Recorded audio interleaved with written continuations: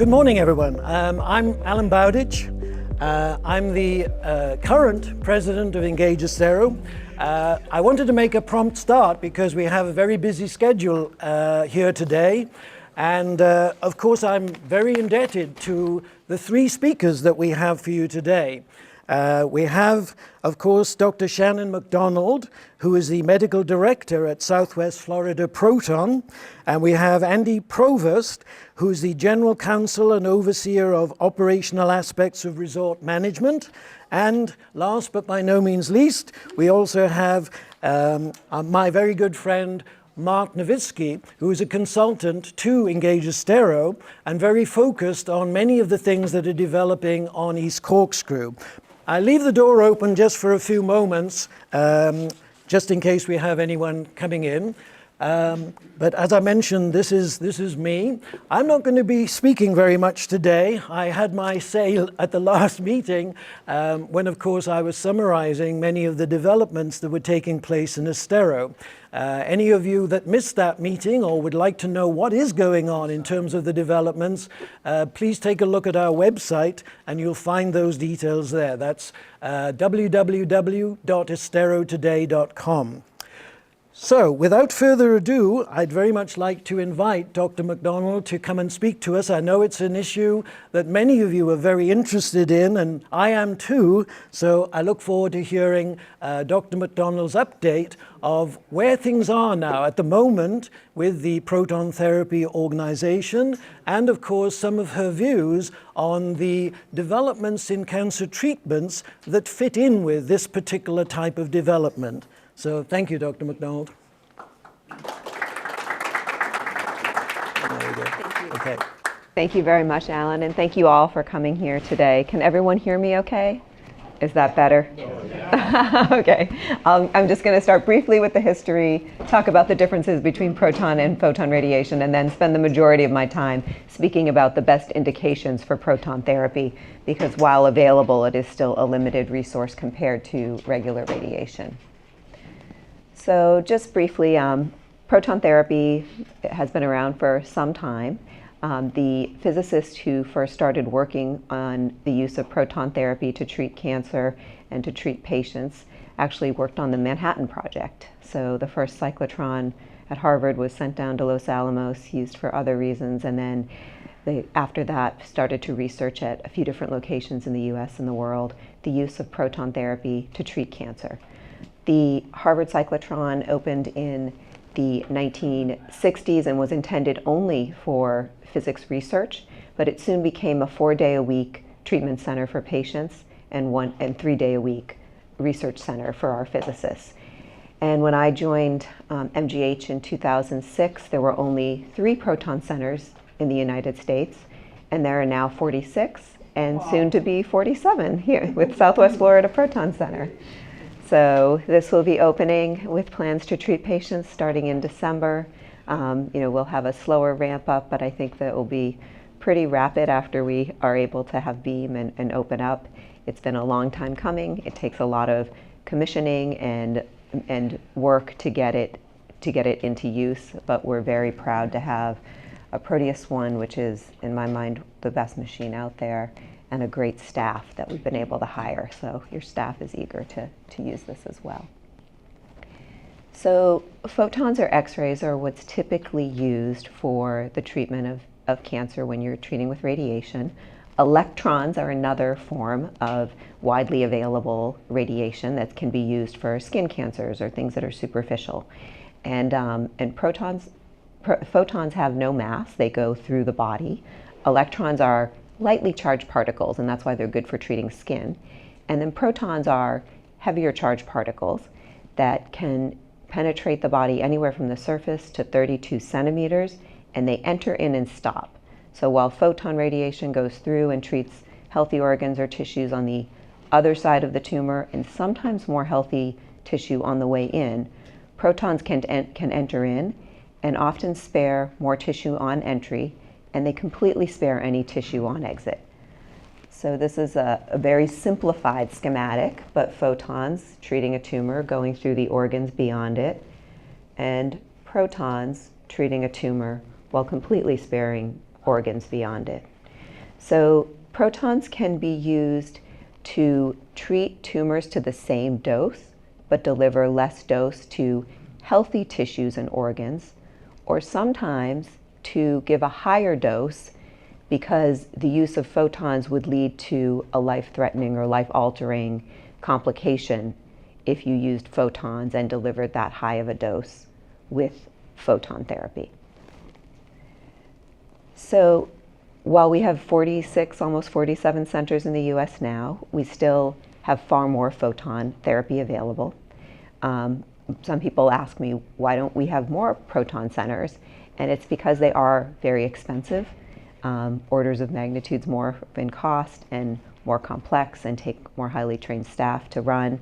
So we're not there yet, and we never will be at a place where they will be the same cost as a photon machine. But we're getting closer. So most of the time we are using photon therapy. We are trying to select the best patients to use proton therapy for. It's not so simple that you can say just each disease site you should treat and each that you shouldn't. A lot of times we're making these decisions based on the characteristics of a patient, the other medical problems they have, how well their organs are functioning without, that may have something to do with the cancer or not, and also looking at patient anatomy. So I'm going to go over with you some clear indications where we can say, yes, these are better diseases to use protons for, and then a lot where we might have to say, you need to talk to your radiation oncologist or your doctor, we need to look at your anatomy and consider your other medical problems and determine if that's a better treatment for you. So cases that are almost certain to benefit would include some tumors of the bone and soft tissue that are near the brain or spine. Children, the majority of children with cancer are now treated with proton therapy if they have access to a proton center. Any tumors of the eye, because there's so many important structures and vision is very important and we don't want to sacrifice vision. And also curable brain tumors and head and neck cancer. There's been some recent data for head and neck cancers showing that you can often avoid a G-tube if you get proton therapy, and that for a select subset of patients there may be a survival benefit. And then again, pediatric patients, which I've already mentioned. And pediatric patients, for many reasons, their tissues are developing and more sensitive to radiation. They have many years to live to develop damage from radiation. So there are several reasons for that. And then some of the most common cancers are the ones that are very difficult to know, is it of benefit or not? And these are often the cancers where you really have to talk to your doctor about whether it's of benefit or not. Breast cancer, for example, we've recently completed a large phase 3 randomized trial, which is great, but it will take years to show is there a benefit to decreasing heart disease. But for my patients that have tumors very close to the heart that need lymph nodes within the chest wall treated, and for those that can't raise their arms above their head, because you can treat with protons with your arms down, those are patients that I tend to select for proton radiation. For prostate cancer, if lymph nodes are involved, there seems to be more benefit. A young patient, maybe that would be at risk for a second malignancy. Those are, again, patients where you have to really select the appropriate patients for prostate cancer. Lower grade tumors in the brain are good candidates for proton therapy, but when they're high grade, they tend to be very diffuse. So we don't know if avoiding that dose to the rest of the brain is of benefit or is actually harmful. And then lung cancer, it really depends where in the lung it is. If you have to enter through a lot of air and soft tissue and there's a lot of motion, you lose a lot of the benefits of protons because protons are more sensitive to the density of tissues that they are going through. So you have to account for motion and any density of tissue that could be in front of that beam, and therefore you kind of lose that benefit. So some pictures of great indications. So eye tumors, while rare, were some of the first tumors treated with protons because we had the ability only to treat tumors of small size. So any tumor of the eye is usually a clear indication for proton therapy, and there have been many, many patients treated for eye tumors.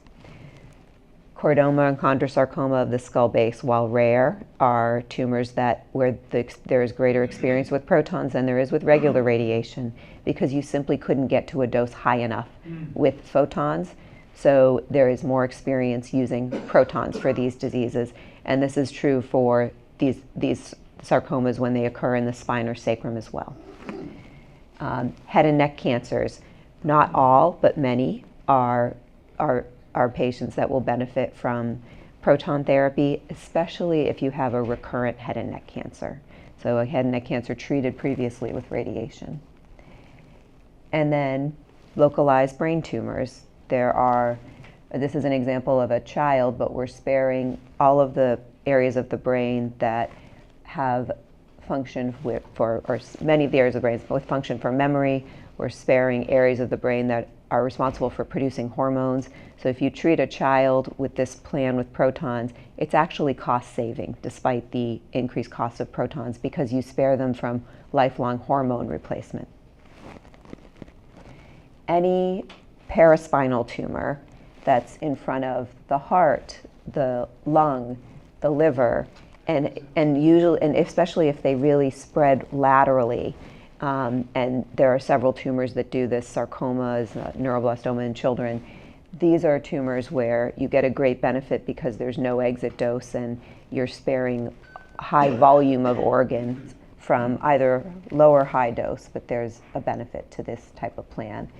And this is just showing you with the organs labeled from the side, which is an easier slide to understand, that if you're treating a large area of the spine, you get to spare the heart, liver, and bowel, and those are all organs that would see radiation with regular radiation. This is an example of a young child and child's bones that are growing. Usually the bone is laid down in certain areas called growth plates. And this is an example of using protons to spare the growth plates to allow a child to grow normally. And we do this for many kids, and I'll show you an example of another way that we do it. But sparing the growth decrement is a really great benefit for children because you can spare some facial abnormalities or deformities, you can spare leg length discrepancies, and you can just allow a child to grow to their normal height rather than a much shorter height, which is obvious to others as an adult. This is a second picture. This is something called craniospinal radiation, which is used for adults and for children. So for some patients with breast cancer or lung cancer that goes to the brain and spine, there have been recent studies that show a survival benefit to using proton radiation for craniospinal radiation. This is something we would never do with photons because it would make a patient too ill. So those trials have compared to other treatments, but found that for patients that are functioning, have a good quality of life, are functioning well, and are living with their cancer, that this is a better treatment for adults. And it is the recommended treatment for children if they can access a proton center by the Children's Oncology Group for any patient with a brain tumor that's a child that needs craniospinal radiation. And we spare the spine, and recent studies have shown it's safe to do this in children, we do it in adults, and that it will lead to an increased growth for these children. And I'll skip that because it's this thing. And this is another localized brain tumor, and what I'm showing here is sparing of structures called the cochlea, which are responsible for hearing. So sparing hearing loss for a brain tumor when you're using protons rather than using photons. Again, these are functions that are critical and important to all of us. So sight, hearing, memory, cardiac, lung function, all important things. And this is showing a very simplified proton plan for a large orbital tumor. But again, we're sparing the pituitary gland, the contralateral eye, the contralateral brain from seeing any radiation for what is a very curable orbital tumor. This is an example of breast cancer treatment for a patient that did benefit, I feel, from protons, because you can see the heart on the slide labeled 3D photons is getting a lot of radiation from the photon plan, but very little radiation from the proton plan because you're able to carve out. And for prostate cancer, you're sparing a lot of soft tissues. Now it's hard to spare the areas that are responsible for urinary function and sexual function because they're so intimately related to the prostate gland itself. But for other tissues, second malignancies, some bowel and soft tissues, this is of benefit. And when you're treating lymph nodes, there's a lot more sparing that goes on because the volume is larger. So I want to thank you all for your attention. I hope that was clear, and I'm happy to take questions.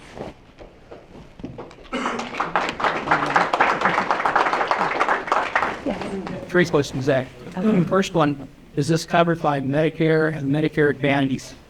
Second one is, how many vendors make those equipment?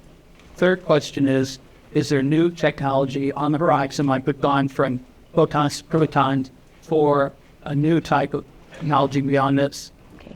So Medicare typically does cover. I don't know the details of the separate different plans. I usually ask my insurer, like the person who does our insurance approval, about that, so I don't want to answer that question for you. The different vendors, the largest vendor is Ion Beam Associates, which is the vendor that we have purchased our proton machine from. Mevion is another vendor, major vendor. There are two companies, Varian, that makes a lot of photon machines that recently pulled out of the proton market, and there's another vendor, Proton, which these are hard machines to make. This just didn't work out, and they dropped out as well. They went bankrupt. And then there's Hitachi, which is a major vendor. So I'd say the top three are probably IBA, Hitachi, and Mevion. And there are a couple of others that are smaller. There's a smaller Israeli company called, I think it's called Pro something, but Mevion and this other smaller Israeli company are working on making a seated proton machine. And the reason that's important is it takes a really large site, like a gantry, to move the proton beam around a patient. And because the protons are guided by magnets that are very heavy, that actually is a sizable and expensive part of the machine. So if you can treat patients in a seated position and move them around the beam, a fixed beam, it decreases the shielding requirements, it decreases the size of the room, and if they make it just a bit smaller and it would fit in a vault that is intended for a photon machine, it will make it a lot less expensive. So that's the goal of that seated positioning, is to improve regional access to protons. Now, you might not be able to treat everything seated. You could treat head and neck or brain probably pretty easily, but to treat some of the other body parts, it remains to be seen. Stanford will start treating with a seated positioner in December, and there have been some treatments in Chicago and Israel that have been successful, but I think we have a lot to learn. And then as far as the technologies similar to this that are on the horizon?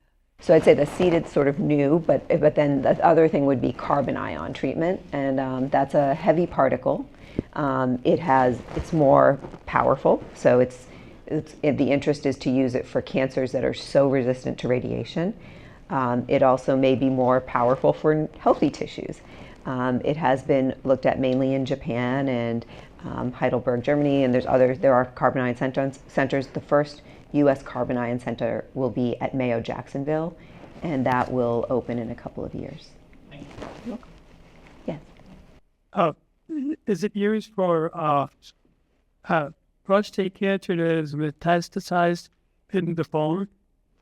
So it can be used for prostate cancer that's metastasized into the bone. It depends on the location of the bone that you're treating.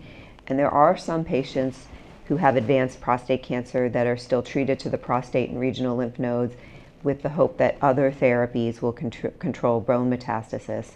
And this goes to what I mentioned before about patients living with their cancer for many years. We used to consider it, oh, you're cured or you're not cured, but now we have patients that are living for decades with cancer. So I think we're always trying to think about quality of life. How do we best control what's going to cause a problem? What different tools do we have to allow a patient to live the best life they can with their cancer, rather than an expectation that we're going to cure cancer? So more like a chronic heart disease. That's realistic. Yeah. Yes.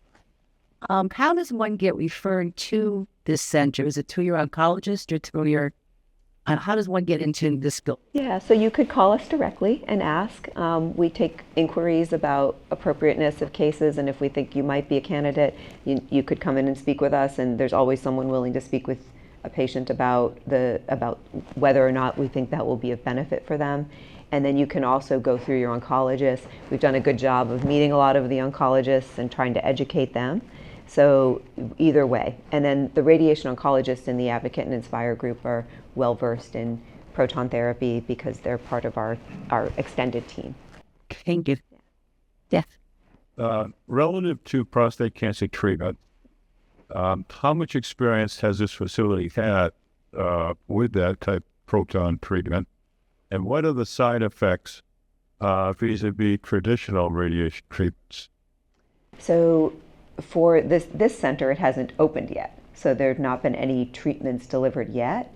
I myself have been at a proton center for almost 19 years, so I have a lot of experience. Todd Pezzi was at MD Anderson, where he used protons there before, and he's my partner. And our physicists, dosimetrists, and therapists all have experience. So we actually have been very fortunate to hire a very experienced staff. So I think that while the center has not treated yet, the machine has a great track record and the staff has a lot of experience. Now for prostate cancer, it's very dependent on, is it localized or has it gone to lymph nodes? And a lot of there was a randomized study that showed for acute side effects, it's quite similar if your prostate cancer is localized compared to IMRT. But late effects are not yet known for that study. And if there are lymph nodes involved, I think everyone would agree there's probably a lot more benefit in acute and late side effects. When you anticipate opening the facility for actual prostate? In December. December? What the morning? I was curious about some of the more critical cancers like the glial and astrocytomas. Do you ever treat those as well as pancreatic or liver cancer? So for a high grade glioblastoma, we don't know that there's a great benefit because we know from actually the autopsy series that cells, even though you don't see them on the MRI, they're elsewhere in the brain. So that is a cancer that where there have been dose escalation studies trying to get higher, hasn't really panned out to provide a benefit. So I don't know that there's a benefit there. But for lower grade tumors, like even low or middle grade tumors, and that's usually done with molecular testing now, we do think there's benefit for those patients that have less aggressive brain tumors. Pancreatic cancer, hard to say if there's a benefit. That's another tumor that's really difficult to treat. But liver, when you have liver metastasis or a liver cancer, because you need functioning liver, and one of the major problems is that patients have complications for quality of life issues or even die from is liver failure, there is a benefit often. Dr. MacDonald, I had one. Obviously in Florida we're seeing, and indeed in other parts of the country, quite a high rise in melanoma. And you hadn't mentioned that, but I just wondered whether or not there has been any experimentation of proton therapy in treating melanoma. So we use it when it's anatomically of benefit, lymph node involvement or certain locations. So while usually we're not using protons for skin because you have that option of electrons, the superficial particles that work really well, and for certain indications we do use it. Our very patient. Yeah. Can it be used for other types of illnesses like fibrosis? So there's a lot of interest in using radiation for benign diseases right now, and so we use it sometimes to prevent joint stiffness, so a certain type of fibrosis, not other types of fibrosis. And it's now there's interest in using it for osteoarthritis and other benign conditions. Usually the dose is very low, so protons have not been used for that. But anytime you're treating a benign disease in a younger patient, you think of low dose radiation or radiation causing another cancer 10, 20, 30 years later. So I wouldn't say it's out of the question. So. Okay, any other questions before? More of it. Okay, good. If you could explain the treatment process relative to prostate, has it changed over the last few years? I did some research 3 or 4 years ago, and the treatment was for several weeks. Has that changed? Has it been compressed at all? Yeah, so it has. For many disease sites, there's been great interest in looking at what we call hypofractionation, giving a larger dose per day and making the course shorter. So yes, it has for prostate, for breast, for many of the common cancers. We have made the courses shorter. There are some for prostate that are as short as 5 treatments, but others that are just moderately hypofractionated on the order of 20 treatments. Is proton treatments being done at this center too, or is it just okay? There's a linear accelerator that's run by Advocate in the same building. And since I'm usually the quiet female who doesn't get called on, I'm going to have to take a last question from you in the back. Is there any current or potential applications with the proton therapy in relation to photophoresis or like the cleaning, not the external skin, but the blood cleaning for cancers or like conscience, things like that? So no, so things like total nodal irradiation, total body irradiation, or trying to target cells everywhere, there's not, because that's kind of spreading low dose everywhere. You can't target it as well, so that's not been an indication for proton therapy. I can tell there was a proton beam patient 22 years ago. It worked beautifully. I was 2 weeks from total surgery of prostate cancer. I went through the proton beam treatment at Mass General in Boston. After having my scans looked at it, Loma Linda sent it back, and they said, yes, you're a candidate. But the treatment was really pretty simple. I went every day for about 6 weeks for about a half hour. Parked my car at a special spot. They took me into the room. I got into a robe, got on the table, took the treatment, got off the table, went home, and had no side effects whatsoever. And I'm still here 23 years later, so I guess it worked. A great way to end. Thank you. Well, ladies and gentlemen, we have a very, very special person here with us today. She's given us, I think, an amazing understanding of where things are right now. Please give Shannon a wonderful round of applause. Thank you, Shannon. We're very grateful for you being here today. Much appreciated. So, although we are on to a very different subject now, still one that I think is very important for a lot of people here in the Estero area, as indeed are all the talks that we have today, even though they are somewhat different. So it's my pleasure to introduce Andy Provost, as I've mentioned, the General Counsel and Overseer of Operation Aspects of Resort Management. And he's going to talk about the changes, of course, that have taken place, the legal changes, and the impact that they have on HOAs and condominiums here. So, Andy, over to you. Thank you. Let me just move us on, and then I can give you this one. So, for forward, it's this one towards you. So, okay. There you go. I'm just going to put those down. Thank you, Alan. Yes. So my name is Andy Provost. I'm with Resort Management. And I'm General Counsel, but I also see day-to-day operations for Resort Management. And I will be talking about the legal changes that change every year. The most recent one is in July of this year, and we'll get started here. All right, so a little bit about Resort Management. We're a locally owned and operated company. We have approximately 30,000 homes under management, started in Marco Island over 35 years ago. About 350 associations here in Southwest Florida and 200 million association funds under control and about 60 licensed camps. So we're concentrated in this area. We have an Estero office right down the street. And we're here in Southwest Florida to serve our HOAs and condo associations. Oh, that's the laser. Can't see now. Okay, presentation overview. The big bill this year was House Bill 913. It largely affects condos. I did include in my very first slide something for HOAs. It's very small. It may not be that important, but I figured I had to include it too. We have our HOAs as well, but it's largely a condo bill.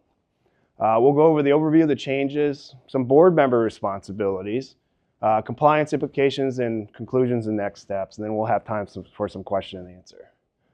Okay, so changes that affect all types of associations. So within House Bill 913, there's a section about management companies and how managers are affected.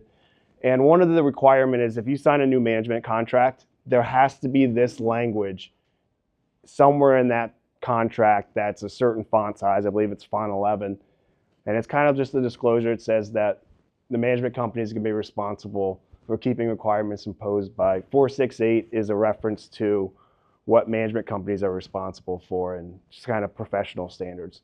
The other thing is if your management company has a financial interest in another company, whether that's profit sharing or compensation, or they own another company that provides services to your association in excess of $2,500, that must be disclosed and voted on by the board prior to the services being performed. It also requires a 2/3 approval of the board members. It's not the simple majority, which most associations are used to. So if your management company owns a landscape company, you vote on them to be your landscaper, they'll have to disclose their financial interest in the company, and it'll require a supermajority vote of the owners, of the board members, I'm sorry. So that affects condos and HOAs. So now I'll get into the more specific things for condos. So one of the major changes this year was the legislator finally coming to grasp that board members are having Zoom meetings and members are having Zoom meetings. This all kind of started during COVID when we were forced to have Zoom meetings. Historically, the only reference to some kind of meeting that wasn't physically present was a board meeting they were allowed to participate telephonically. There was no ability for owners to be present during a Zoom meeting during COVID. Now, we all did it. We dealt with it. Was it right? Was it wrong? We didn't really have a choice, right? But now it has kind of bled into, well, this is so easy. Let's just do it via Zoom. Let's do it this. So now the statute is now acknowledging video meetings and allowing owners to be present via video meetings and vote via video meetings.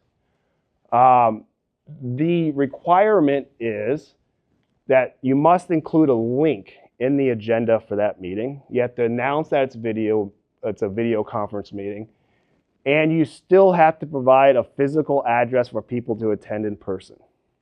I think that's very important. It's something that we've always done, regardless of whether it's physical or Zoom. We've always focused on our board saying, you cannot alienate people that do not have Zoom or do not want to adopt the technology.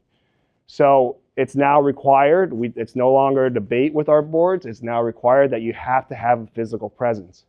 Down at the bottom here, another interesting thing is annual meetings.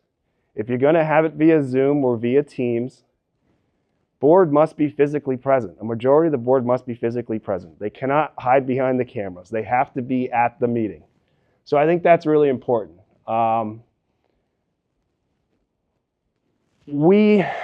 There's a recording requirement.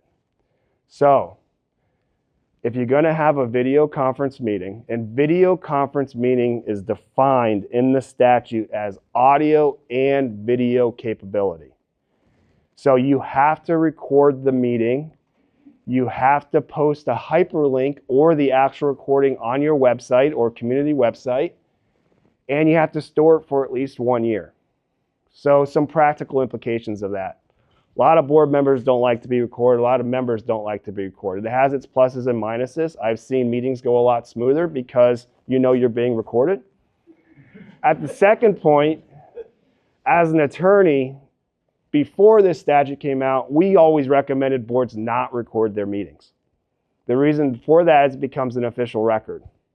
Let's say you have a hurricane next year, and during the discussion of one of those recorded meetings, You mentioned, hey, we should probably talk about our roofs because they're starting to look a little rough. Well, now you have a claim for your roof a year later, right, for that hurricane, and the first thing the insurance company asks you for is all your recordings of your meetings. And then next thing you know, you have a deposition with their attorney, and they say, what did you mean by that comment that you recorded? Now, it wasn't an official act. It wasn't something that was acted on. It was just a comment. Normally, that would not be reflected in the minutes, so that wouldn't exist. But now that it's recorded, you have to explain yourself a year later for that claim. So it's very important when you're having these video recordings and you have to, your Zoom meetings, that if you are recording them, and what you're required to now, is that you have a records retention policy that they're only going to be made available for a year. That's what the statute requires. So 12 months or until the next one comes up. So it's very important that that's there.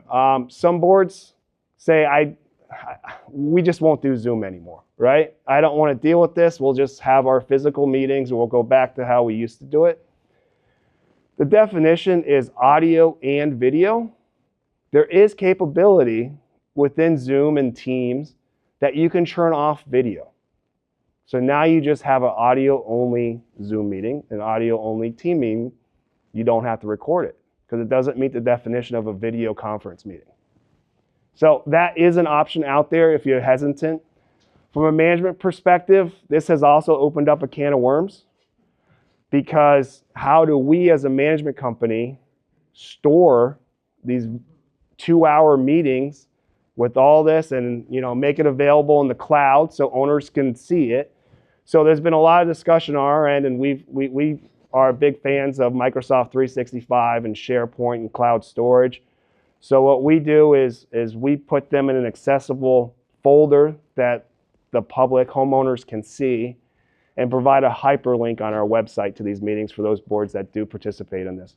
But it has increased our storage quite a bit.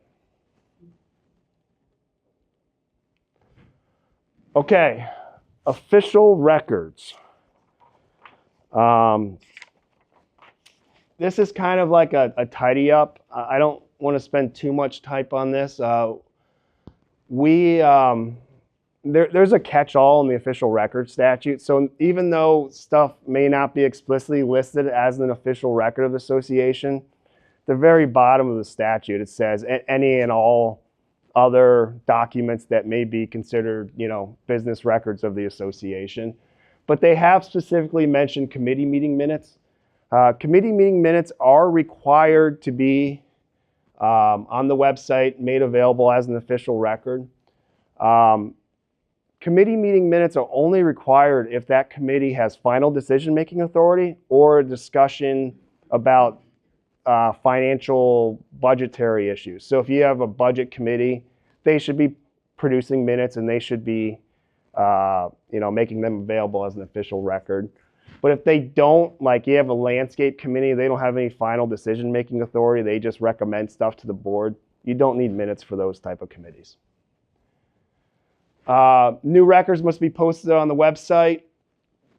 Board meetings the last 12 months, video recordings, we talked about that, and all affidavits required by the Condominium Act. And what that means is if you produce like an official mailing, you have to sign in that, the management company, or whoever's producing that record, like I mailed this out 14 days in advance to the last known the address on record or the email address for those that opted into email.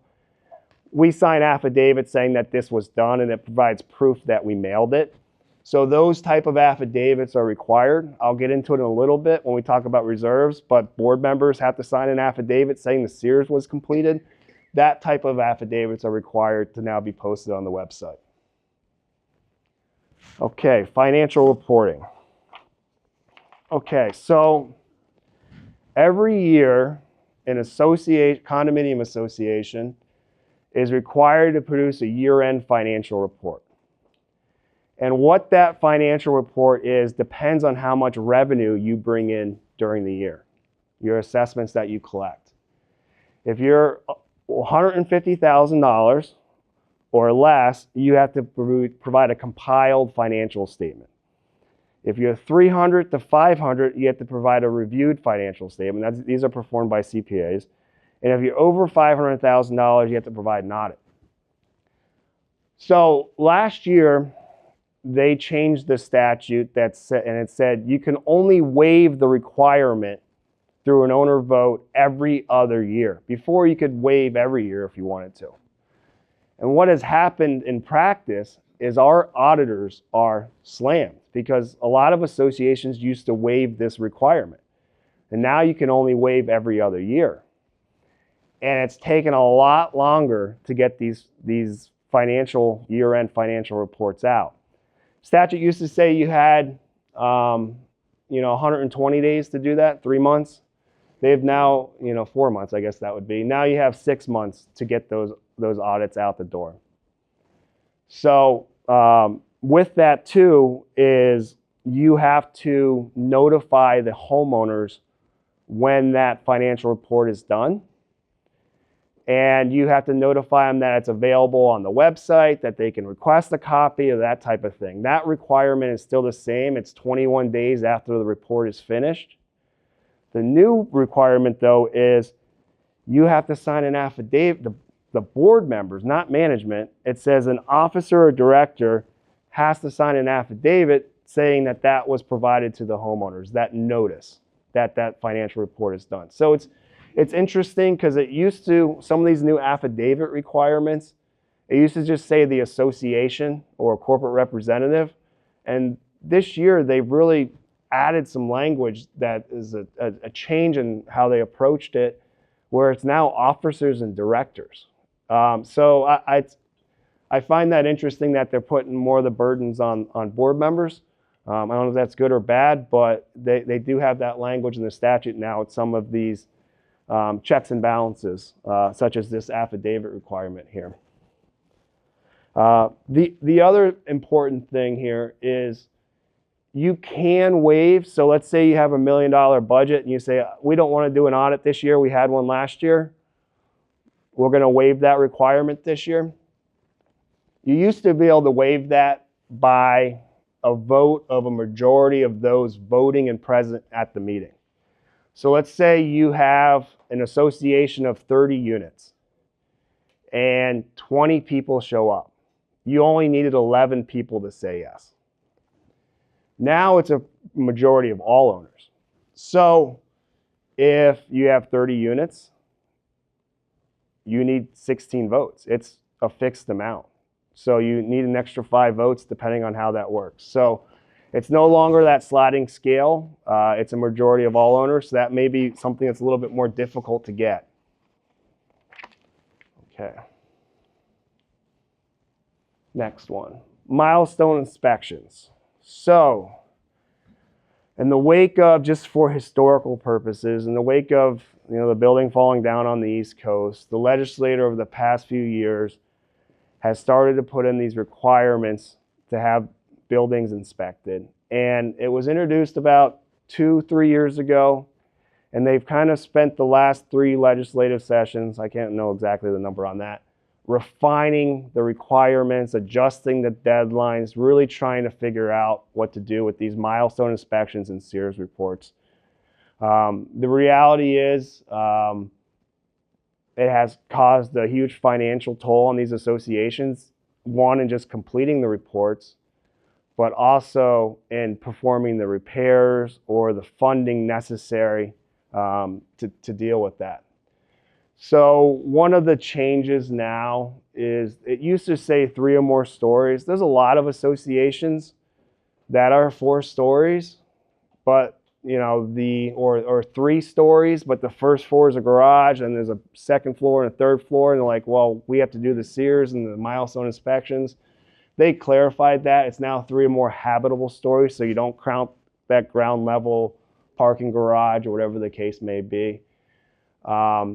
The other thing is what they found, what was happening, and especially on the East Coast, is these boards were hiring engineers to perform these milestone inspection reports, and they were recommending all these fixes.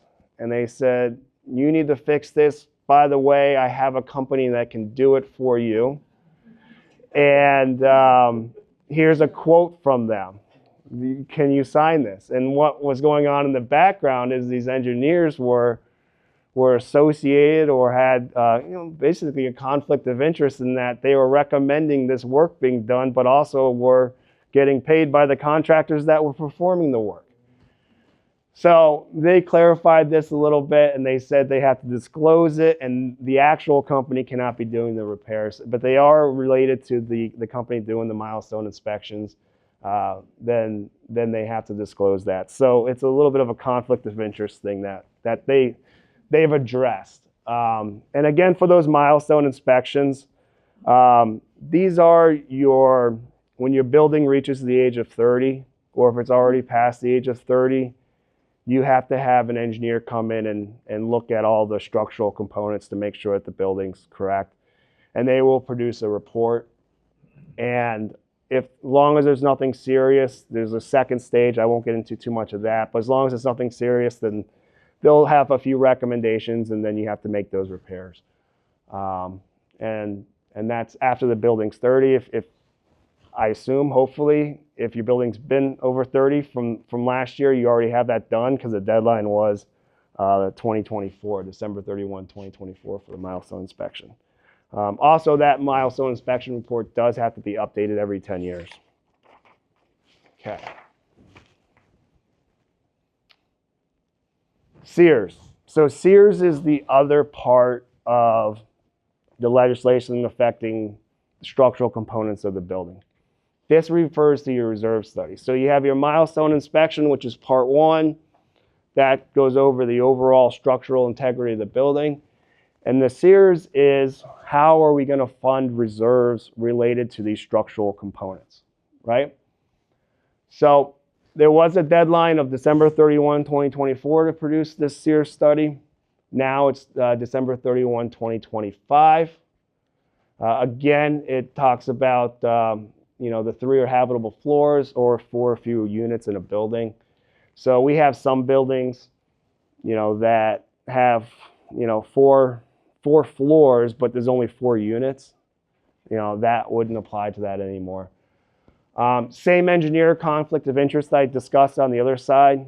Those engineering firms, those reserve firms that are performing the structural integrity reserve study have to disclose any interest in the work being performed or anyone who's providing quotes related to that service. Here's an interesting thing, and honestly, this is brand new, and I don't know how many associations are using it. We are strongly discouraging it, but SEERS reserves may be funded by, it's always been regular assessments, but special assessments, line of credits, or loans. So if your reserve plan says that you need X amount of dollars funded this year to pay for something, you can get a loan or a line of credit to offset it so you don't have to assess your owners on your budget for those amounts.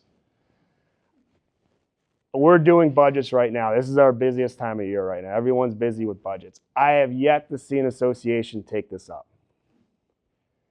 I don't know if it's a Southwest Florida thing. I can tell you culturally, different areas of the state are how they fund their reserves has changed over the years. Like Marco Island, they've always said, we don't want to fund reserves. Just ask us for money and we'll give it to you, but I'd rather be in my pocket than your pocket. Estero, Naples, they are more, by the book, we're going to fund it. We're going to deal with it. We don't really want to deal with a special assessment. And then the East Coast is kind of a wild, wild west with it. So we haven't seen that. I don't know if anyone's really talked about it, but it seems complicated. You do have to get a vote of the owners. It's 2/3 vote if you want to do a line of credit or loan to fund it. And they have to be made immediately available. So there's a lot of hoops to jump through, which may not be worth it, and we haven't seen it yet. And you have to put a disclosure on there in your financial statements that, hey, we're utilizing a line of credit to fund our reserves. Yep. So that's an interesting aspect. The idea behind it is with these SEERS studies, we've seen a huge increase in requirements to fund reserves on an annual basis, you know, a significant amount more money than what they were used to.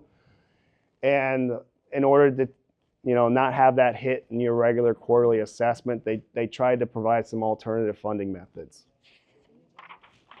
3 minutes? Okay. All right, reserve funding. Let me get through this real quick. They increased the mandatory threshold for reserves. So you no longer have to reserve for anything under, it used to be 10,000 under, now it's 25,000 under. There is an option to pause funding. So if you have a lot of repairs due to your milestone inspection, and you can pause the funding for up to 2 years to focus on your financially, you know, putting that money towards the repairs. But there is some catches to it. You do have to get a new SEER study after you reinstate your funding. And then it clarifies that you can pool reserves. So for those SEERS items. All right, now the next one, which I'll get to. This is a new this is government oversight.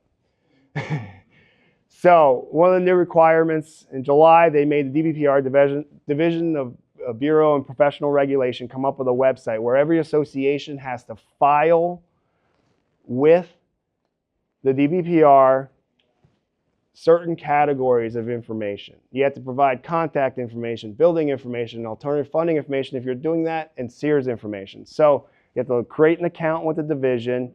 You have to provide the association. You got to provide the names of board members, their titles, building addresses, how many stories, when were they CO'd, SEERS, how much your assessments are, what's your regular assessment amount, what's your budget, what's your reserve assessment amount, are you anticipating any special assessments?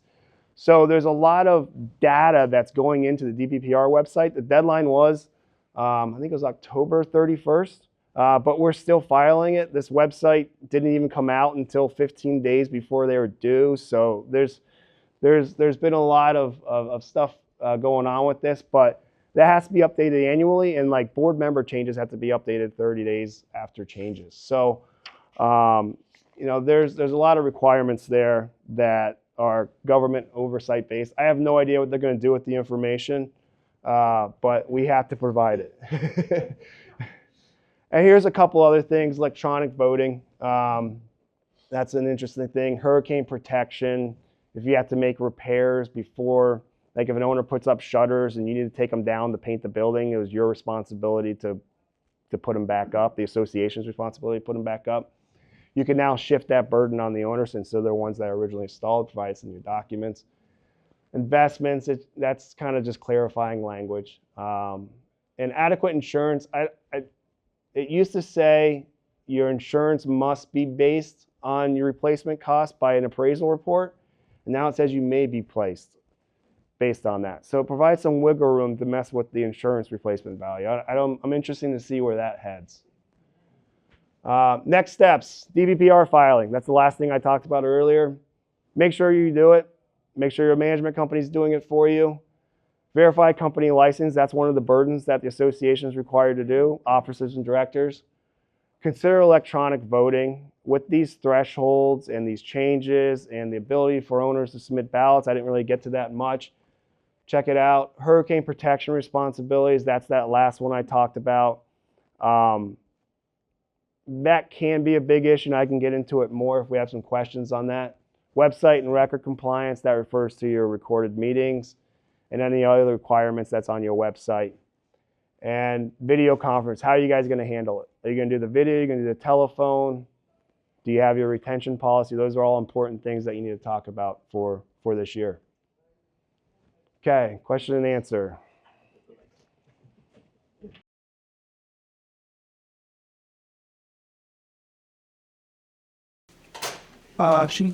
Like how many inches goes in nature way? Yes. Over the last years, we've said so many things were illegal. Yeah. Things about dining apartments, bocce, pickleball, and that you take 10 months to say it's not the subway. I mean, it's costing us over 300 times our legal fees. Does he get into the writing? Is it true everywhere? It depends on the community. I know some communities that don't expend any legal expenses, right? And they just kind of work things out with the owners, and it depends on the size. But some of those issues that you're referring to, they're near and dear to a lot of people, right? So there's a lot of varying opinions. And as a board member, when you have these legal issues, you want to have in your back pocket, because you guys, the board members are volunteers, right? And they don't have all the answers. They have to rely on the professionals and the expertise. So when they get a tough decision, when it's decided and they need to know whether this is legal or not, they want that legal opinion in their back pocket so that they have something to point to. So it's just a matter of how your community operates and that type of thing. But there can be those times, yes, depending on those issues. Yeah. Has there been any HOA in Southwest Florida that's been sued in the last 2 years? Oh, yeah. Oh, yeah. Oh, yeah. Yeah. You know what we're seeing a lot of, too, is the slip and falls. And the subrogation claims with insurance. You know, if you have a flood on the first floor unit and the second floor unit gets damaged, the insurance company sues, you know, the first floor unit owner, they sue the association. We get a lot of that, and we get a lot of slip and falls in the parking lot, uneven sidewalks. I mean, we're getting a lot of those claims too. Between owners, it really depends on the community. For some reason, there are litigious communities, and then there's ones that are very quiet. And I don't have an answer on why one is which, but there are those type of communities. Yep. It's my understanding under what it's section 720, Yes, HOA. the members are permitted to access financial information. Yes. If in fact the board does not provide that, is it appropriate to go to the management company? Yeah. So the records request is what your official records request. If you put it in writing and provide it to the management company, they have an obligation to provide access to those records. It's supposed to be within 5 to 10 business days. After 10 days, there's a presumption of failure to comply. But access does not mean compiling all the records and saying, here you go, and we'll mail it to you, we'll provide it to you. What it means is that you can have access to our system. So if our records are a bunch of boxes, go dig through a bunch of boxes. If your records are online, you have, go to the website. But you can make them come, boards can make them come in and view them. It's not I want these 3 things, send it to me now type thing. It's no, you come into the office and you can dig through the records. And some associations treat it that way. We try, it's more work doing it that way, right? So to the extent we can provide it fairly easily, but if your list is, I want to see all financial records for the past 7 years, including work product and emails associated with that, then you're probably gonna have to come into the office and review them. Yeah, sorry. That's all right. What I was going to say, ladies and gentlemen, is if any of you do have any additional questions, because I'd like to move on to our last speaker, just send them to me and I'll pass them to Andy for sure, and I'm sure he'll get back to us with any response. Yeah, and I'll stick around a little bit afterwards too. Thank you, Andy, very much. It's a lot of moving parts. We really appreciate what you've done. Yes, thank you, Andy, very much. So it's my pleasure now to introduce Mark Novitski, who is, as I mentioned, a consultant to Engage Estero and head of the East Corkscrew Alliance. He's played a key role in monitoring various roads, traffic, educational and safety issues in both East Corkscrew and in the village of Estero. Mark continues to supply us with a vital range of information about the community and will obviously speak on these matters relating to East Corkscrew, latest road development news, mining and trucking, and safety issues regarding the children attending local schools. So please give Mark a good round of applause. There you go, Mark. Thanks so much. I'll put the lights down for you. Okay. No, I got a mic. Oh, yeah, okay. The mic working? Yeah. Okay. All right. Can everybody hear you? So loud and proud, Mark. Yeah, okay. That's something that I hardly ever get told, but okay. I'm such a shy person. Yeah, so I've been in the area since 2012 and had my fair share of fun with our county commissioners, our village representatives, the Lee County Department of Transportation, FDOT, and a few others. So we've been tracking things for a while. Other way, okay. Okay. There we go. So, you know, we're going to talk about a few things. The phase 2, what the village, or I'm sorry, phase 1, what the village is doing. Phase 2 widening from Belterra to Alico. Beyond phase 2, number of homes. You know, it's going to be an eye chart, but I've got a summary on that. Access to Larry Kiker Preserve. Every time I ask Lee County Parks and Recs, well, you have to drive to Bonita. So from my house in Belterra, they want me to drive 17 miles to get access to Larry Kiker Preserve. So needless to say, I kind of told them that wasn't going to happen. Traffic safety, you know, Corkscrew Road's kind of hitting 55 plus in a lot of times. And I'm afraid when street lights come on in another year, it's going to be like 82, you know, hot rods dragging. So worried about that. Safe routes to school, you know, you've seen some examples of that, I think, in Cape Coral and other places where the school district says you're less than 2 miles to your school, you got to walk or ride your bike or provide your own transportation. When the village is done with their street sidewalks, street lights, and landscaping, there's going to be some communities that their kids are going to have to walk to school, which the parents aren't going to let that happen. So that just means more cars going into Pine Woods and other things. So, and then Belterra Cell Tower. You know, anybody who lives in the back of Belterra, kind of almost in the Collier County section, or you know, in other places. I live at the second circle in Belterra, and I'm lucky if I have one bar. All right, well, I'm lucky if I have 2 bars. I usually have 1, but yeah, if you're in the back now, you know, and every person that comes to work on my house, you know, everything's electronic now. The guy's sitting there going, well, I need your Wi-Fi, because they got some, so we're going to talk about that a little bit. All right, so this is just another updated chart, okay.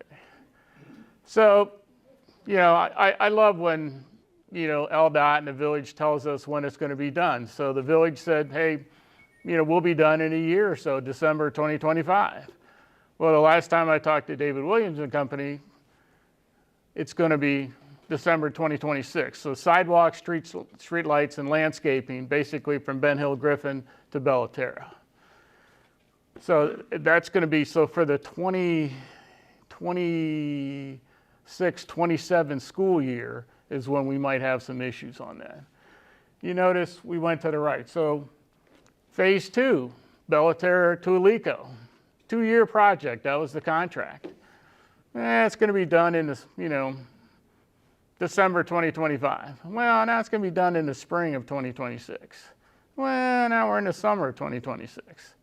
Well, now we're in December of 2026, and I have no faith, Mark personally, that it'll be done. But so, and if you're looking beyond, this was a chart from the 2020, what was it? 2020 long-range transportation plan. So all the rest of all the way out to the Collier County line.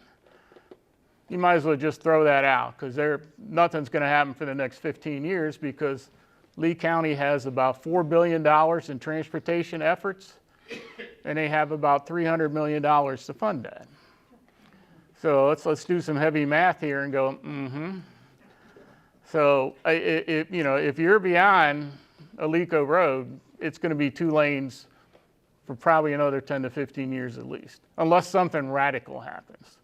And I don't see that happening. So we're kind of keeping track of this. I'm never going to get rid of this chart, because when it does, if I'm still alive, when we do it, I will update this chart. All right, this is an eye chart, and I apologize for this, but we've been tracking number of homes since 2012 on East Corkscrew. All right, and to show how much it is, basically 35,000 homes, but the next chart gives a little bit better, yeah. So I knew nobody could read that other chart. These will be available on the website soon. So within the village, so that's Grandasia, Stony Brook, Wildcat Run, River Creek, preserve at Estero and Belterra, 5,400 homes. Unincorporated Lee County, so that's Corkscrew Shores, Wild Blue, The Place, Verdana, Estates at Corkscrew, and Kingston. And then Lee County, I don't know if you've been following that, it's on the map over here. And please don't take the numbers. I got the numbers from the village and I need to go back and talk to somebody that the numbers aren't right. But that gives you an idea where all the communities are. But anyway, 35,000 people, okay, coming probably within the next 5 to 10 years. And Lee County says 2.2 people per home. So 77,000 people. And the interesting thing about this is typically Estero is a bunch of classic people rather than younger families with kids. Out east, River Creek, Verdana, The Place, and Kingston are all going to be lots of kids. Belterra and Stony Brook are the two now that have the kids, but the other ones are growing. So you're going to need 2 or 3 schools out there also. So we're keeping up with the schools. Hey, what are you doing? You know, I don't want my grandson or whatever bused to Irma C. Page at Alico and 41.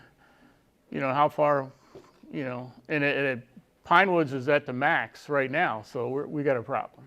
Ooh, wrong one. All right, so this is a map again. You know, it's so what this is, yeah, okay. So this is a future development. They're still working on that. This is The Place. Verdana is about 2/3 done. This is Kingston at 10,000 homes, and this is Collier County. So here's Collier County is going to put 9,000 homes right at 82 in Corkscrew. So Collier County doesn't give a crap about our road problem. So what are we going to do? So yeah, so if you ever talk to anybody from Collier County commissioners, say, better kick some money in. Remember years ago when we told them take their sand trucks down to Mockley Road, then down Corkscrew? Anybody around at that time? On the beach replenishment, they were going to run them all down Corkscrew Road till we got a little excited and said, I don't think so. But we, you know, since it's a county road, public road, we can't tell them no. Well, we did. So we weren't shy. Okay. So again, access to Larry Kiker Preserve. Okay, Mac Young's really tired of me. I don't know if you noticed, but off of Via Coconut, there's also an area that looked like the main entrance to the Estero Rec Center here. So I asked the question, I said, when's that going to be built? And he goes, well, go ask the Village of Estero. Well, the Village of Estero doesn't own that, and the village can't spend any money on something that's not theirs. So I just said, okay, I'm done. So my next question is, I've been following, Larry Kiker Preserve is, it's almost 10 years old, right? They bought it for the almost 4,000 acres. So the first thing they have to do is a management plan. So about 5 years ago, they awarded a contract for a management plan. Now, everything takes time in Southwest Florida, I truly understand that. But 5 years for a management plan, one of the requirements was our input. So I keep asking, when do I get to say my input? I don't care how you get access from Corkscrew Road. We just need access to Larry Kiker Preserve from Corkscrew Road. I don't necessarily need a road. You know, give me bike access, walking access, you know, whatever. And the answer is, go on this website and look it up. So I go on the website, look it up. The management plan is not even on there. They haven't updated that chart in like 5 years. So I went back to him, I said, why don't you put a little note on the bottom of the website that says last updated? And he didn't respond to me. So I'm not getting a holiday card from Mac Young, I just got to tell you. But we keep fighting this. You know, it's like, come on, this is just common sense. I sometimes think the commissioners just don't love me or some of us in Estero. All right, you know, traffic safety. So the signal at River Creek and Wild Blue, okay, that there have been 3 accidents, I know it says 2, There's one September 11th, one October 2nd, and one October 19th at that intersection. So River Creek has put the money in escrow for a traffic signal. The gas station is going there, I think it's a 7-level. They put $100K in with the county. Wild Blue's a little broke right now because they got some other issues. They said, we don't need it. So here's 3 accidents. Now the problem is I can't get the accident report for 60 days after the accident because I wasn't involved in it. It's like, really? And really. So when we get those accident reports in December, we'll do some more writing on that, what really needs to be done. But that intersection's only getting worse. And if anybody witnessed those accidents, I actually saw the car look like an SUV that was on its side. So somebody was going some pretty good speed. That was not a 20-mile-an-hour pulled-out bump. So we also, the signal will also help Wild Blue and the preserve at Corkscrew. It'll give them a little more opportunity for braking the traffic. So one of the good news on traffic lights, hopefully on Corkscrew Road, is by the time there's one in Verdana now, there's one in Alico, one in Belterra. We put this one in, and he puts one in at Kingston. I'm hoping the trucks are going to get tired of laying on the brakes, and they'll either go over 82 in Alico or some other way. So I'm all for traffic lights. I don't even care if I have to stop every 200 feet if I can keep the trucks off of Corkscrew Road. So Lee County Sheriffs, they monitor, Corkscrew Road from time to time. They'll go out and park a car out there, which I think is kind of funny. Everybody looks at the car and figures out, yeah, there's nobody in the car. But going eastbound, coming over the wildlife crossing and then that curve, that's just terrible. We shouldn't be speeding on that. Golf carts and e-bikes.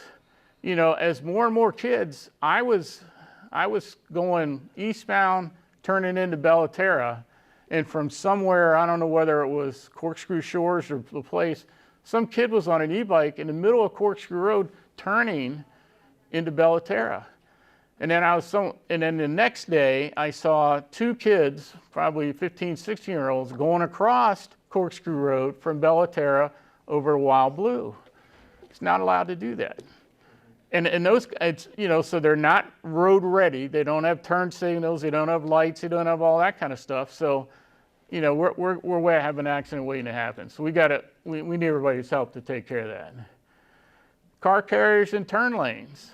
Okay, it's illegal. I know we ship our cars down. That's fine. I don't know where you have them park, but in the turn lane, especially with all the construction now on Corkscrew Road, we don't need the car carriers in the turn lanes. If you see that, call the non-emergency number for Lee County, and the police will come and push them off. And I know that's not necessarily a popular opinion, but depending on how long the turn lane is, Belterra's got a very kind of short for how big the community is turn lane. And you put a car carrier in there, people are going around them and they're jumping into the real through lane. So that's not helping. All right, safe routes to school. So hey, where they're building Aldi, where they're building Aldi, there's a sidewalk along that Stony Brook Golf Drive. Unfortunately, that sidewalk's only 4 feet and it's about 1.5 feet down from the roadway. Hopefully Aldi, and I've been talking to Mary Gibbs and David, hopefully they make it a little bit better, line it up with the road and some other things, because people are going to walk, kids could walk out of Grandasia, they could walk out of Wild Blue, and then definitely out of the preserve, walk down the sidewalk, multi-use path that they're doing, and try to get to the school.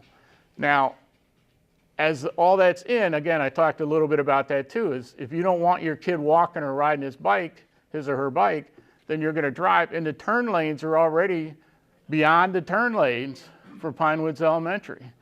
So this is where I try to get Lee District Schools and LCDOT. They don't like LDOT anywhere because that could be Louisiana Department of Transportation. So that's why I say Lee County, LCDOT. Get them in a room and say, all right, what the heck are you doing about this? And if you look where Aldi's is going to be, that road when it was a dirt road, it used to go all the way over to Firehouse Lane. Kind of skirted that. It doesn't go there anymore. It stops at the self-storage area. But the road will come out and match up with that intersection in Grandasia. So now all of a sudden you've got cars that are going to come out and turn right on Stony Brook Drive. and his alternate route turned right on the Corkscrew. So I'm hoping we can, the sheriff's coming to a meeting I'm going to next week, or I'm sorry, Thursday. Hey, you need to have police officers out there when school's in and that all that stuff opens, because that's going to be a nightmare. But I am worried about walking and riding bikes, and regular bikes fine, but now e-bikes and other things, even golf carts. I can see golf carts on the multi-use path going to Pinewoods Elementary, and that just scares me. Okay, Belterra Cell Tower. This is the ultimate in government bureaucracy. Okay, honest to God. You know, well, actually, the traffic light at Culver's on 41 is the ultimate one, but this is right behind it. So I think they had to move it like 7 feet, because it was the wetlands area, and the South Florida Water Management District said, no, I can't do that. I had to move 7. So now all of a sudden it became a new application. So the new application is not even due till 7 November. Our community newsletter, Belterra, said it was going to be up and running by Thanksgiving. Okay, so that's the first review. There'll probably be 2 or 3 more. So if it's approved by March, I would be surprised. And just like the traffic signals, they take time to assemble to build the pieces. So it's going to be a while. And I think that's it for me. Yeah. So any questions? If you have any questions, send them to Alan. He'll get them to me. But we continue to write articles on traffic and transportation. I published one recently on why there's no roundabouts on Estero Parkway. Hopefully everybody got a chance to read that. That people were a little confused, thought the village dropped the ball on that one. It was Cascades. Ladies and gentlemen, don't you think we need a few more clones like Mark here? I mean, really, Thank you. No, seriously, I mean, one of the reasons why the public want Engage Estero to be functioning is to act as the checks and balances for government officials. And, these things that Marx brings to our attention and to me are exceptionally important. We can't have things just lapsing and everybody thinks it's great and nobody worries about it. So I think what you do, Mark, is very, very important. And we thank you very much. Thank you. Yeah. Okay, ladies and gentlemen, I'm just going to finish up in just a few moments. I've only got a couple more things that I'd like you to know about, and then we'll be on time. And I thank also, please thank our 3 speakers here today. They've done a magnificent job. Absolutely magnificent job, and I'm so grateful to them for what they've provided to us and for their time. These people don't get paid, and they're working so very hard at all the different things that they do, and we really are most grateful. Thank you. What I just wanted to mention were a couple of things that are coming up for you. I know you can't see them here, but I'll just mention them very briefly. We have a very, very important meeting coming up here in this building at 10 o'clock on December the 11th. We're going to hear from the village about the final results of the traffic study. You may remember in March that we had some preliminary results, but the team are going to provide us with the conclusions and recommendations for the 2024 traffic study. We're also going to learn from David Willems about the septic to sewer program. Sadly, rather like Mark's been mentioning, that has really had a very, very long timeline. I understand why, because of the grants that they're trying to make available to reduce the cost of that to people, but still, it has been a very long time. And finally, we'll have a short update on the developments for the Estero River Park. That's the 64 acres that's up on the top, north of Corkscrew Road and to the east of US 41. And if you include the Corician area within that, that actually comes to 100 acres. So we'll hear a little bit of an update from that one. Then we have on January the 29th, a very interesting meeting from a number of people over at FGCU. The entrepreneurial school is actually run by the dean there, and we're going to have his views on how really Estero should be, I think, more engaged with the entrepreneurial developments that are going on there. You know, we have a lot of young people who have great ideas, either concepts or products that they bring to light. And I think it's a great shame that we're not doing more to attract them to remain here in our area. You know, these are people that can be developing new ideas, new businesses, and, you know, we want a growing economy here from very interesting things. And so I think that's extremely important. One other thing is the development of the arts here. You know, there are now a number of people, a number of large organizations that are looking at developing a community theater for us here in Estero. However, that's not going to happen if we're not supporting what's already available. We have, of course, the Gulf Shore Opera Group. They are based in Estero. They provide a number of really wonderful things for us to go and look at. And certainly the Bauer School of Music, FGCU's Bauer School of Music, which I strongly support, is another fabulous area that, you know, if you haven't been to their facilities to see what they put on, you know, you really should. They do a great job. So we'll be learning from them, and I hope that everybody will certainly support that, because without that support, we may not get our theater. One other thing that's extremely important, and I'd like you just to look at this. Each year, for the last few years, Engage Estero has been commemorating all the hard work that Don Eslick, who of course was nicknamed Mr. Estero, has done to make Estero the wonderful place it is. And we acknowledge an individual that we feel embodies all of the work and the ideas that Don Eslick carried out. And we've called it the Don Eslick Person of the Year Award. And as you can see on this slide, our decision for 2025, and we will have a meeting at the Vines, a dinner at the Vines, and the Estero Club that's there on February the 26th.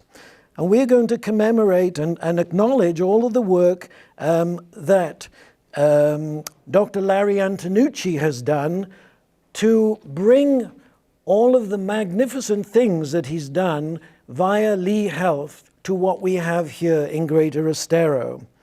So he is the recipient of the award in honor of his community leadership and significant commitment to enhancing medical services that are available in Greater Estero. And if any of you have been over to the area there on Coconut Point and been to the facility that's there, I would be astonished if you would fail to be impressed by that. You know, I worked in the healthcare industry for many, many years, and I traveled the world meeting doctors and nurses in various places. And I can honestly tell you, I have never seen a facility that has so much to offer in that particular building. It really is quite extraordinary. And then last of my comments is on the 17th of March, at the Cohen Student Union Ballroom in the evening between 5 and 7, we're going to have a public forum of very eminent people. I won't go into all of the details about those, but keep your eyes open for it and keep the date of March the 7th in the evening on your calendar, because the focus, sorry? March 17th. Yeah, did I not say that? March 17th, yes. We're going to have a forum that's looking at what the future of Estero is going to be like in the years ahead.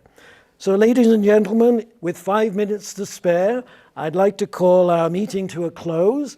And if you enjoyed what we do, and we look forward to obviously hearing from you with any other ideas that you'd like us to cover, but we can't do this without help. And you can certainly help us by donating to what we do. We have a budget really to put all of these things together, about $75,000 a year. We don't get paid for it, but we only can survive on all of the things that you provide. And you can go to our website, www.esterotoday.com, and you'll see the link, and we'd be very grateful for anything you can do. So thank you all very, very much. And why is it not going on to the next one? But anyway, we appreciate you being here. Thank you.